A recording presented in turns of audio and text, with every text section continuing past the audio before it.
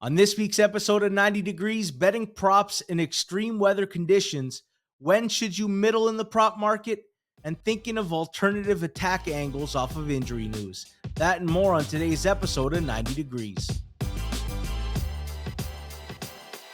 Welcome to the 90 Degrees podcast, where we take an inside look into the sports betting industry. I'm your host, G-Stack George, and I'm excited because today I've got Plus EV sports bettor, head of betting for fantasylife.com, Matthew Freedman. Matthew, thanks for joining me. Yeah, it's great to be here and to catch up. You know, we've done the Friday show at Hammer a few times together, so yeah, it's always nice, and I always listen to these shows. You always have a great group of guests.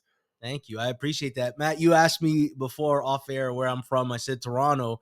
And I asked that because getting into football here, sometimes we get in later, whereas football is like an American staple. For us, we grow up, it's hockey. And usually they try to force feed the Bills on us because of proximity. When do you get introduced to football? Do you remember how old you were? Was it love at first sight? And who was your team?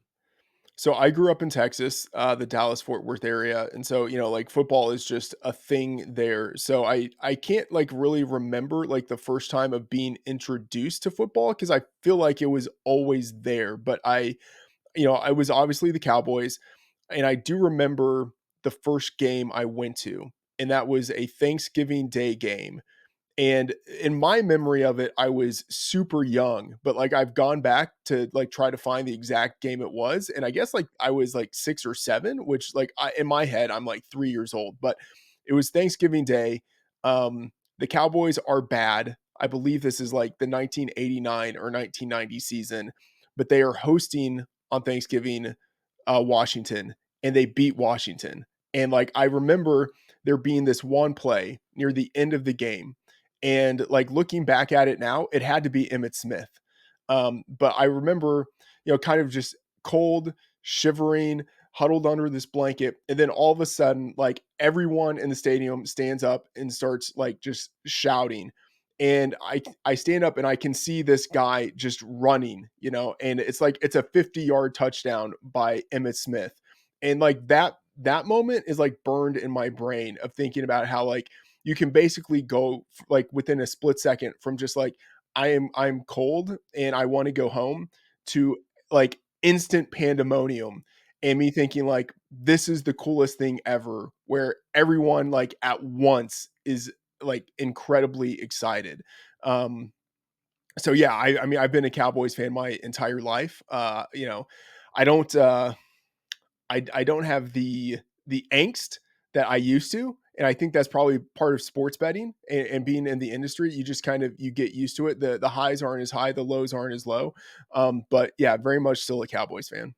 You described yourself at that game and the moment and how sports can capture and give you this adrenaline rush. People are surprised to find out I don't enjoy sports movies as much as others. Like I like historical movies where we learn about a player or a time, but I don't like the manufactured drama of late heroics in a fantasy movie about sports, because I get the real feeling in real sports. You can't recreate that for me in movies. Are you a sports movie guy or are you not? I find it's you're either all the way or all the way not. I mean, I'm I don't know, maybe middle ground, but I don't watch a lot of like sports movies. I would say, like classics like Rocky, something like that. It has to be like a particular type of movie. But I mean, I don't really watch that many sports movies. The last the last one I watched was maybe Draft Day, and that was more just like as a joke versus like actually like being hyped to see this sports movie. But it's I would say like I don't know, like Moneyball, like something like that. It's like a little bit less of a sports movie and more of like the drama kind of surrounding sports, or something like the Michael Jordan like Air. Like it's theoretically a sports movie, but it's not really a sports movie. But like that's the kind of sports movie I like. Yeah, I'm with you there. Like, give me those all day. You mentioned draft day. To me, I still love draft day. It's so bad, it's good. Yes. It's reached that cult status of it sucks, but it's kind of good, but it sucks at the same time. You say sports betting changed your, you know, your fandom or your perspective on sports. I find we watch sports for a long time until we realize, hey, you can bet on it, and it completely warps or changes how we view sports and how we enjoy sports. Do you remember when you get introduced to sports betting? Yeah. So, I was out of college, and playing in fantasy leagues with friends. And one of them said something that was just manifestly stupid. I think it was something like Colt McCoy. This was Colt McCoy's rookie year, so 2010. It was, and this isn't like real sports betting, but this is the first like sports related bet I ever made. And it was just with a friend, and he said something like, "Colt McCoy is so bad that he won't even make the roster, like out of training camp." Or it was like, "Colt McCoy won't start a game as a rookie," and we bet $10 on it. I took the opposite side because even then I had this mindset of, well, he's a third round pick. Like, how often does a third round pick not make the team if he's a quarterback? And it was like, no, he's making the team. So that was the first sports bet. But I didn't really get into sports betting until I was at Fantasy Labs. And at that point, you know, we started to get the sense that we might be acquired by, you know, the company that turned into Action Network. And we needed to start getting into player props a little bit. Or player props were sort of like a natural extension of fantasy, or at least adjacent to fantasy. And so I started getting into player props through that. But really, it was just like the next progression from fantasy sports. Yeah, I want to ask you about that, but I interviewed Adam Levitan last year, and I asked him if he plays fantasy for fun still. Does he still do dynasty leagues and with friends? And he doesn't. It's a business for him, right? It's DFS, it's player props. Do you still have the fun home leagues with buddies and do the regular dynasty league thing, or are you like, no, it's a business now. I got to just focus on the betting aspect. I have like this barbell sort of like bifurcated approach where for like 99% of it for me is business. And I don't even like to do a lot of industry leagues because it's like, God, that's just one more thing I have to do. You know, like none of us really care about it. We're doing it just at the beginning of the year so that there can be some sort of content about, hey, like here's the league that I'm in. Here's what this person drafted. So that's like 99% of it. But there is that like 1% that's like the special part of it where like I'm still in a dynasty league with friends from high school. We've been in for 15 years. You know, like that's the league of record for me. That's the league I care about. You know, like if I had a bad like professional year, but I won that league, I would probably still be happy. You know, and dynasty is actually my favorite format. You know, like I prefer it to season long. I the league that I'm in is like we transitioned. It's a best ball dynasty league, like head to head best ball, where there are still a lot of the features of like a normal league, but instead of having to set your lineup each week, it just optimizes to the best team. And so like I feel like that's a pretty good way of doing it. But dynasty is the one I like the most because I like to have the kind of long term horizon. And what I dislike about a normal season long league is you can like be obsessed with it. You can build the best team ever. You can go 13-0 and win the championship. And then you got to start all over the next year. And it's like, I like being in a format where if I make a decision, I have to live with the repercussions of that decision for the rest of the league. You know, like as long as that league is in existence, that decision that I made and all those decisions pile on top of each other and compound. So I like having the long tail of upside and then also downside where like if I make a bad mistake and trade someone and that guy turns into a Hall of Famer, well, I got to live with that. I got to live with cutting Arian Foster, you know, Yeah, like I got to live with that. I got to live with trading Antonio Brown the year before he breaks out. Like I yeah. have to live with those things. You also gotta figure out, all right, you have Derrick Henry's been good to you for 7 years, and what point do you, you know, get the last bit of juice out of him versus trading him at his market value? There's the Nick Chubb goes down, and he's been a loyal keeper for you for 5, 6 years, but you want to win the league this year, and a guy who perhaps is thinking next year, you know, you decide maybe you want to trade Chubb and grab some assets that'll help you now, and Are you going to accept 60 cents on the dollar or 75 or 80 cents? I love the added dynamic of that. And I've been having fun. Second year in a format called the Guillotine League. I don't know if you've heard about it is so fun because it's like a weekly huddle of okay, how do we approach this next week? I find that stuff fun. I want to ask you, do you do DFS and player props? So I don't really do DFS anymore. And part of it is that I just feel like I don't have the time to do it well. and I probably never did it well. And I never really did it at high stakes to begin with. Even though I was at Fantasy Labs. So I started at Fantasy Labs, and when I was there, I was in Colorado and I could play DFS. And then shortly after that, I moved to Iowa and I couldn't play DFS. I couldn't play a high stakes fantasy. And so that sort of like changed my approach to DFS. And then so even, I've moved around since then. Even when I ended up living in states where I could play DFS, it just wasn't something that I was highly focused on at that point. So I don't really do DFS at this point anymore. If I do, it's like very small stakes, like just like a small cash lineup, really just to sort of build something. For me, the focus is much more on player props, and part of it is that with DFS, you have this component of thinking about the salary cap. So, like adjusting value for the salary cap, and then also thinking about upside. Um, and like upside is like obviously much more important in DFS than in a lot of other formats. And then like correlated upside, and then also the desire to have a unique lineup. You don't have to worry about those things with player props. So it's like I think of player props as sort of like an extension of fantasy. And for me, it is like, okay, if I want to play a like quote unquote fantasy game this week, but I don't want to have to go through the effort of like getting some sort of game together with my friends, I can just bet a player prop. And like the my contestant in this fantasy game is the sports book. It's just like a really straightforward way of looking at it. And also what I like about it is that, in fantasy, there's real there's no real active way to have a negative investment in a player. Like if you don't like a guy, basically the most you can do is not start him or, like don't draft him. But if I don't like a guy this week, I can actively go bet against him in the prop market. And so that is really what I like to use the prop market for. If I'm bullish on a guy, I can maybe get my investment in fantasy. If I'm pessimistic on a guy, I can get my investment in the prop market. And it just so happens that normally the under is the sharp side in the prop market. So that I think is like the appropriate avenue for getting that negative investment.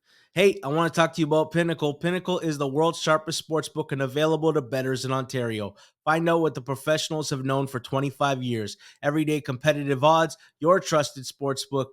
Bet smart, bet Pinnacle. Must be 19 plus in Ontario. Please play responsibly. Not available in the US. Now back to the show. I love that. You mentioned you didn't do well in DFS. There's a lot of different factors. I also think you're playing against a sharper pool of players. Like either guys are getting spoon fed lineup combinations from some of the big sellers and services out there, or you're dealing with guys who spreadsheeted by every combo and like it's a very competitive market. Whereas player props, there's a lot of different bettors in the pool. How competitive do you think the market is, especially when you're competing against other prop bettors and services giving out plays? Do you have to be aware of what everybody else is doing at all times? I mean, maybe if you want to be as optimal as possible, it would be good to be aware of what other people are doing at all times. But like, I'm a content creator. Like, I don't have, like, I'm not a professional sports bettor. Like, I'm a profitable sports bettor, but like, it's not the primary way in which I spend my time. Like, Yeah. and I would say like that is depending on how you look at it, like probably a pretty significant leak, where if I wanted to be a better sports better, I should probably focus more on the mechanics of sports betting and like thinking about this as a market versus, hey, I'm going to analyze this game a little bit more and see if I can get an edge on thinking about this wide receiver versus that cornerback. But the market is much more robust, um, and much tougher than it was 5 years ago. Like when Action Network started, and you could put your picks in the app, or we had various tools there. We had the projections. It was not that hard to beat the market. And I mean, like, I had a lot of success there without really having to think about anything besides, okay, this is my projection, this is the number in the market. Mm, That was really easy. Now, there are a lot more options in the market, but there are also way more people betting into the market. And so I think it is tougher, but there's still value there. The thing is, I don't think that it can be done professionally. And I'm saying this just as someone who like hasn't attempted to do it professionally. So like I probably don't know for sure. But I mhm. feel like it would be hard to be a professional prop better, just in terms of the mechanics of getting enough action down across the different books. So I feel like even the idea of like spending way more time than I do looking at the prop market Yeah. probably isn't worth it, because I can't get down enough money on it to be able to make it worth the time. Yeah, there's a catch 22, right? It's a higher churn if you're in the player prop market because we're sponsored by a sharp book, and a lot of sharp books don't provide the largest menu of player props for a reason. It's harder to set a good market and beat the pros at that. So a lot of the rec books are the ones that are offering a wide range of menu, but the second that you show you have a pulse, they're gonna slow you down, limit you, and cut you off. So you got to be churning accounts in order to get down enough money to make a living betting props. I wanted to ask you about your process and then ways to attack it and how you adjust. Like you come up with projected numbers. How do you decide when it's time to just bet the over under versus alternates at bigger price points? Do you look into the alternate markets or do you mostly stick to the over unders? It's a good question. And I will say that part of it is just the mechanics of how it is that I'm sorting through the various props. And so for the most part, I'm not looking at like an odds, like at the odds page on the actual sports book. Mhm. I'm using, like a third party tool, or like various third party tools that Yeah, aggregate all of the information and pull it in. And so a lot of those tools don't pull in the alternative lines. And yeah, so for the most part, I'm just not really even thinking about them. And so that's sort of like the mechanics of it. And then part of it is also just like the mental process. So I feel like I'm pretty good at being able to compare my line to a line that's in the market, and then think about, okay, is this difference enough to overcome the minus 110 to like minus 125 juice that is attached to this bet? Like that is a fairly straightforward mental task. The task of, okay, extrapolating the projection that I have to thinking about like the upside or downside scenario that this player has, mhm, that takes a little bit more creativity with thinking about how a guy reaches his ceiling or his floor. And then you have to think about like the odds of that, and then compare that to the number that is attached with it in terms of like the juice. And yeah, so that is just a much more, I wouldn't even say a complicated process, although like it is more complicated, but it's just much more of a time intensive process. And I just feel like I don't have the time to do that well. So I have just never really gone into that process all that much. But there are people who like specialize in ladders, who like specialize in thinking about ranges of outcomes in the prop market. sure. And that is much more similar, I would say, to like a DFS upside kind of approach than to like your typical, like, does this thing happen more or less than 50% of the time type of approach. Well, I have one scenario where you would think of the extreme outcomes, like we're not there yet at this point in the year, but we're gonna get there in about a month or so, where weather comes into play. And this is where you can attack alternates and take the extreme outcome of something based on how crazy the weather is. I remember the Cleveland New Orleans game last year where it was like a blizzard, and you're like, there's nobody's going to be able to make a pass in this game. So all of a sudden, it was like alternative rush overs, Taysom Hill alternative rushing over. Like it was, why are they going to let Andy Dalton play in that blizzard? No, we're going to see more Taysom Hill. So while his numbers were still being filtered in, at least when they opened at his normal rates, that was an opportunity like, no, this thing's going to be way off by the time we get to kickoff. Is that something you look at when it's extreme weather? You attack angles a little bit with more volatility, more alternatives with bigger price points. Yeah, I feel like that's really sharp, and again, I don't do it all that often, but when I do, it normally is with something like that, just like exigent circumstances where like your projections probably don't mean anything Mhm. anymore. And at that point, you are trying to leverage into volatility. Hey, the easiest way to improve as a sports bettor is use multiple sports books and always get the best odds. We recommend using an odds comparison tool like BetStamp. No, seriously, this episode's about player props. You go to BetStamp, click on a player, it'll show you what their price is at several different books, save you so much time. They compare odds across every sports book for games, futures, and especially player props. Save time and money by checking BetStamp before you bet. Download the app today. If you're looking to sign up for a new sportsbook account, please check out the offers available at betstamp.app/circles off or hit the link in the description. If you sign up through this page, it helps support the show. Now back to the episode. I have a question about choosing receptions versus receiving yards and rushes attempts versus rushing yards. So I bet Chris Olave over 4.5 receptions at -140 against Jacksonville a week ago on Thursday. By the time this pod comes out, it will be 2 Thursdays ago. And the reason I looked at the reception market is just because Derek Carr has literally become everything is checked down. And I thought it's more likely that he gets a volume of catches and for lower yardage than a couple deep bombs and less volume. And sure enough, he had like 11 targets or 12 targets. He got his catches, 6 catches, but on 12 targets, he didn't get his receiving yards. I also think of guys like AJ Dillon, where there's not much of an opportunity for him to break one out because he just doesn't have that kind of juice. But when Aaron Jones is out, he's going to get a volume of rushing, and you probably should be looking at his attempts versus his rushing yards.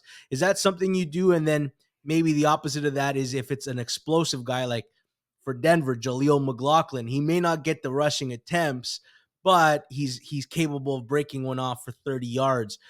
Do you, when you look at volatility of the player and their explosive rate at what they do you decide to bet the yards or receptions or rushing attempts accordingly?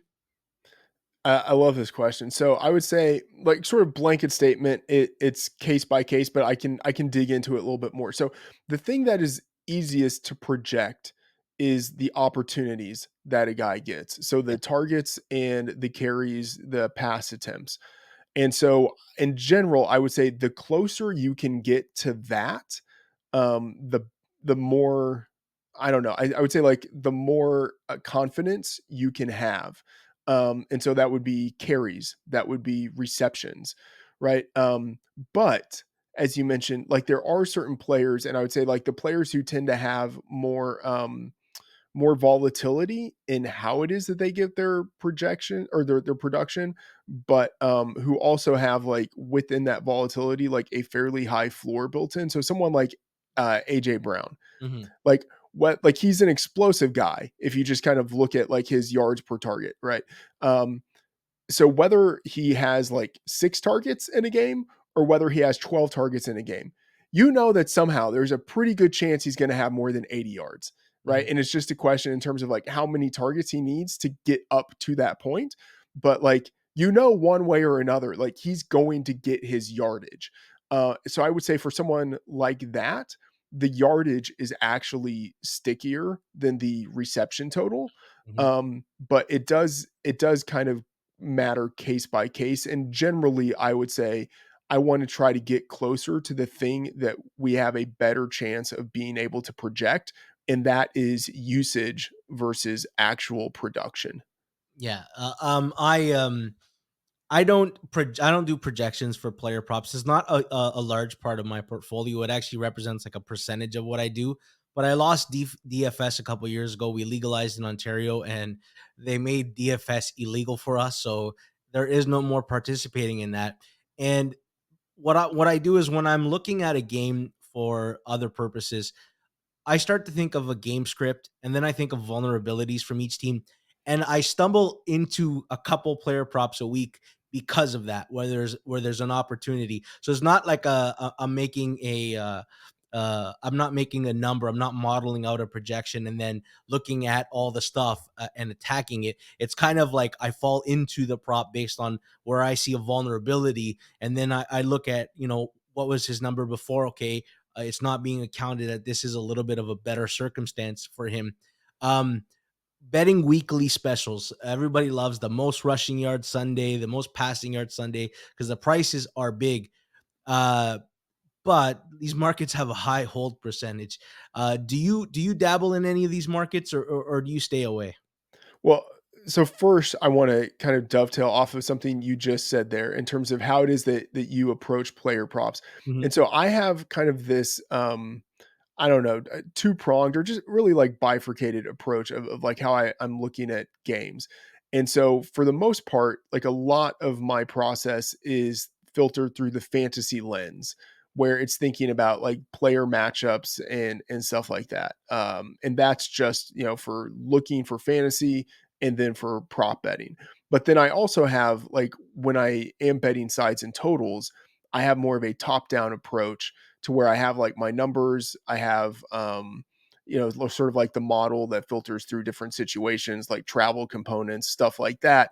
And then I kind of look at the underlying things of like matchups, specific matchups. Mhm. And so even though I get a lot of my props through like, okay, this is just what I make the player projections. I do get some of them kind of on that second process of Mhm. also like you, like thinking about the matchups of like, okay, well, this is a really strong matchup in the running game for this team against this defense. And so I have a kind of similar process as you do there. Um, Thinking about those those extra markets that have a larger hold. So like the touchdown, anytime touchdown markets, those tend to have a higher hold. Markets like, who will score the most, like the most points or like get the most yards. Um, I I generally do not invest in those. And part of it again is sort of like the mechanisms of like a lot of the third party tools I have don't pull that stuff in. Mhm. And then it is also just much harder to project that out um, but sometimes I do. And when I do, it normally has to do with like a small slate. So like the Thanksgiving Day slate where there are only like 3 games or like a playoff slate. I feel like there it's just much easier for me to get my brain around like all of the possible players within the field. Yeah. Um so I will do it for smaller slates, normally not the larger ones. Another thing I find, when an injury, because injuries affect player markets, but people always think of like the most obvious correlation to the injury. So, Dawson Knox is out, and this game will have already been played by the time it comes out. The basic understanding is, hey, oh, Dalton Kincaid's the tight end now. He's going to get an increase in targets and yards. And I'm thinking, no, I'm thinking a personnel change. I'm thinking more 11 personnel. I'm thinking of who the third, fourth, and fifth receiver on Buffalo is. If a quarterback has a leg injury, right? People will like, oh, take his rushing yards under. Well, oftentimes that's baked in. And I'm thinking more of like shorter passing game, right? Getting the ball out quickly because he can't sit and move around in the pocket. So I believe when you think of like the other correlated aspect of an injury, I find that oftentimes that those aren't priced as sharp as the one that everyone thinks of automatically, right? Like the number one receiver goes out and everybody's like, if Tyreek Hill doesn't play, or Jalen Waddles, overs are going to be like the popular bet, but you can damn well bet that they're going to adjust that number significantly, and maybe you need to be looking at who else stands to benefit from a guy like Tyreek Hill is out. So that's something that how I approach player props. Again, I don't do the player props much of it. To me, it's like it's bonus action for me. I want to understand the timing of the market. Sorry, When do can I jump in on what yeah, you just said there? Because that go that is really interesting, and I think that is sharp because, in terms of, like, projecting this out, let's say, like, Tyreek Hill is out this week. Now, obviously, let's say, like, the number drops, like, the total for the team drops, and so you project fewer points, fewer yards in general for the entire team. So I yeah, think, like, that is sometimes one thing that people miss.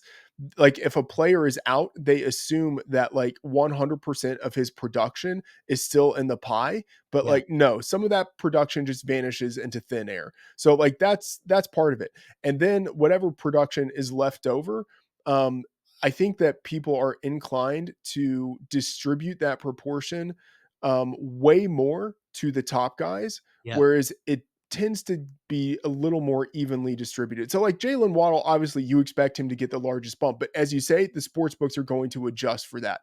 But they're yeah. probably not going to adjust for, like, the tight end maybe getting one more target, Mhm. or like number 3 receiver, whoever that is. Like, they're not going to adjust as much for those other guys getting a larger piece of the pie. And so I do think that probably is the sharper way to go. Or they might not adjust for the fact that, hey, like, there's not just going to be as much action in this passing game. Maybe they lean into the running game a little bit Yeah, more. So yeah, I think injuries are really impactful. And I think, as you say, like, the kind of like the most obvious beneficiary, that is the one who is probably offering the least value in the market, once the market has fully adjusted. So sorry, you were going to ask the question about market timing. yeah. Well, I wanted to know, first of all, when do these props get populated?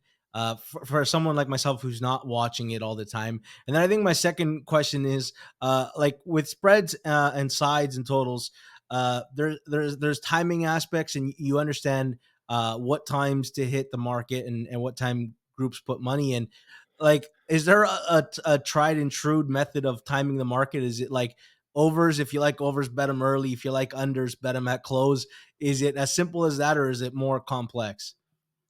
I think all right, so we'll start with that last question you asked first. So I would say, as a general trend, yes. Like, if you like overs, probably, and it depends on the player, of course, but, if it's an over on a popular player, you probably bet that as early as you can, because it is likely that number will move up as we get closer to kickoff, and, a similar dynamic with unders. That said, you can't bank on that all the time, because if a number is so off, there Mhm. might be a group that looks at it right away and posts that in their Discord and says, like, "Hey, we're betting this," and then all of a sudden it moves.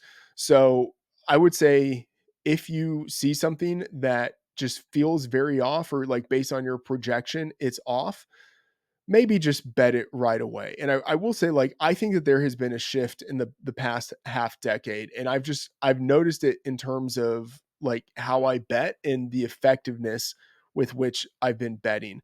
Early on, say like 5 to 7 years ago, it used to be pretty easy early in the week to be able to spot a line, and just say, okay, this is wrong. Like, Mhm. just based on, an injury situation, whatever it is.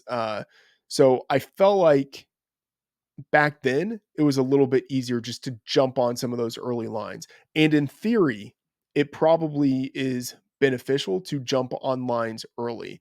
But I will say, just for me personally, I tend to be pretty driven by my projections, and my projections are much more accurate later in the week than they Mhm. are early in the week. And so, like, I feel pretty good about my projections by Saturday night. And I would say, like, by that time, some of the value has gone out of the market, but I still think that actually might be the point when I have my largest edge, because there are still some props that are posted that are wrong. And the books will post more props throughout the week. So they might post props for the big guys. Let's say like your tier 1, tier 2 guys. They might post those props like Wednesday, Thursday.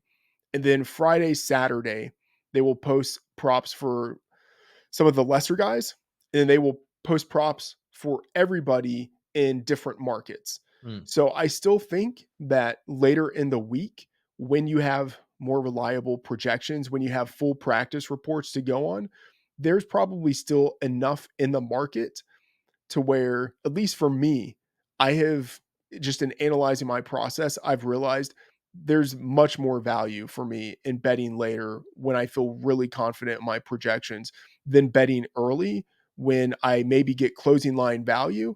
But I also might just make a bad bet because my projections are much more tentative at that point.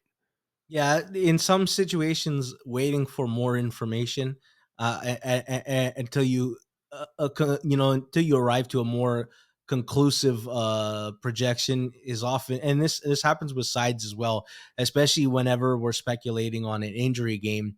Yeah, if you get it before like it really starts to leak out that there's a potential big injury, you're gonna get really good value. But people want to bet it on Wednesday after it's already steamed for 2 days and we still don't know the status of a player. And it's like, no, you can get caught in a really ugly spot at that point. Just wait until you have more information. I want to talk to you about middling and approaching it. I know some people who refuse to middle a bet. They say, you know what, I've got such a great position. I'm why would I give up all this equity I've got right now as far as closing market value? People do that same with sides, but some people say they jumped on, and again, this game has already happened by the time people will have heard this. Say they jumped on Cincinnati and they grabbed them +6 against San Francisco, and the story that Brock Purdy's got a concussion, he might not play, and say they have an opportunity to grab 3 points on San Francisco. They say, you know what, I get it, Purdy's not playing, but Darnold's not a 3-point downgrade, and they might say to themselves, I got a really good number, a really fat middle, and an opportunity to middle. I know with yardage and player props, you can have some large chunks and swings and, maybe 15-yard, 20-yard gaps. Are you a guy who says, you know what, I've got a healthy middle now, I got to shoot for it because there's value on the other side now of my projection? Or do you just say, you know what, I'm in so good on my original bet, I don't even want to touch this? So I would say for something like sides where you're maybe like putting kind of quote unquote like real money on it. Yeah. I feel like that like what you have at stake sort of that might change the calculus a little bit. When it comes to props, like the amount of money that's being wagered, like it's not life changing. So like I feel like at that point it is basically just like a straightforward kind of like mathematical scenario Mm. where if it is plus EV Yeah. with the current projection and the current line in the market to open the other position and go for the middle, then sure. But if it's not, then just let it ride and hope that your closing line value actually means something. Yeah, there are purists that it's only will make a plus EV bet on either side of it. I want to talk to you quickly about your media career. You joined Fantasy Life. How does that come about? Yeah, it's a journey. So um I'm trying to think. Do you want the medium version or the short version? No, give me the medium Okay. version. You Yeah. took me from Bet Labs. How do you get from there to where you are now? Yeah, so, Fantasy Labs was the first full-time job that I had in the industry, and that started, I believe, in 2016. And that turned into Action Network when Fantasy Labs and the Action app and Sports Insights were all acquired by the Chernin Company and rolled together to form Action Network. And I was there for the duration. I was there from the beginning to when it sold. And after it sold, I kind of had that opportunity of staying or leaving. And I had kind of been through the transition from fantasy labs to action, and I felt like I wasn't sure if I wanted to go through that transaction or that, I wasn't sure if I wanted to go through that process again of sort of acclimating to a new company culture while you're still, with the people that you've been with for a while. And especially because a lot of the fantasy labs guys, from the old days, a lot of them were leaving. A number of them had already left. And so I had the opportunity to go to another company in an expanded role. And so I left Action. And I had, I will say, like, I feel like because Action is such a large company and because it was, like one of the early sports betting media companies, if you're thinking about sort of like a sports book that has like a large attack surface, like there's a large attack surface with Action. But like there are a lot of people at Action who I think do good work. Like I think Chris Raybon, Sean Corner, like they're really sharp guys. I was happy to do a podcast with them for a number of years, especially on the fantasy side. And so I didn't leave Action with any animosity. But I went to FTN. I was the chief strategy officer there. And when I was there, I was working with Elliot Christ, who at the time was the COO there. And then he left to be the CEO at Fantasy Life. Um, you know, in that time frame, I left to go to Fantasy Pros as the director of content. And I loved being there. I thought it was a really great place, good company culture. But I kind of had this like two-hatted role where I had to be the manager of content, had to, oversee all of it, audio, written, video, social. But then I also had to be a sports analyst. And, doing that, I realized I'm okay as a manager. Like, we had good numbers. I liked working with the team. Um, but that's not like why I got into the sports media space. Like, I prefer thinking about sports and writing about sports, talking about sports. And so the opportunity popped up to be sort of quote just an analyst at Fantasy Life, and the opportunity to reunite with Elliot and to work with a number of people that I had worked with at previous stops. That was really enticing. And then, to work with Matthew Berry, to be at a company owned by Matthew Berry, who's like the godfather of the fantasy space. That was something I couldn't pass up. So you kind of put all of that together, even though I was happy at other places, it just feels like this was kind of the destination that the road was leading to.